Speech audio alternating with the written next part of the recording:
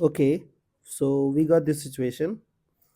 A hyperbola has its center at origin, passes through the point this, and has transverse axis of length along x-axis. Okay, so your transverse axis is along x-axis. So we will have horizontal hyperbola. Okay, so let's try to draw the rough sketch. Now look at this. So what do we want?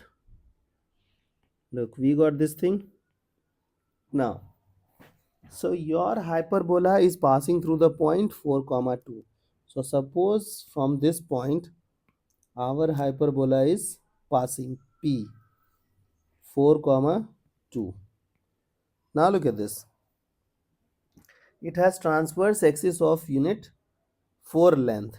So you know that the distance between the vertex represent transverse axis. So can I say it is 2 times a, because it is a comma 0, it is minus a comma 0. So distance between the vertex is 2a. According to us, length of transverse axis is 2a, but according to them, length of transverse axis is 4. So can I say that value of a becomes 2? Correct? Now you know that your hyperbola is passing through the point 4 comma 2. So it is horizontal hyperbola. So hopefully our hyperbola will look like x square minus a square, x square by a square minus y square by b square equals to 1, as it is horizontal, that's why it is plus. If it is vertical, then it would be minus of 1. Now you know that this point P is passing through the hyperbola, so it will satisfy. So 16 by a square, a is 2, so 4, minus 4 by b square equals to 1. Correct? So it is 4 time. Now can I say that it will become 3, means 1 this side, so minus 1. So 4 minus 1 is 3, and then 4 by b square. So b square is what? 4 by 3. Correct? Now we have to find out the eccentricity of the hyperbola.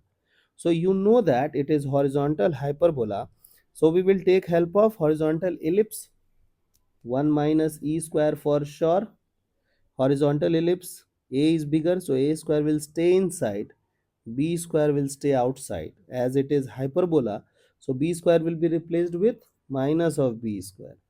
You know b square is 4 by 3, so minus of b square will be minus of 4 by 3. Now who is a square? A square is 4.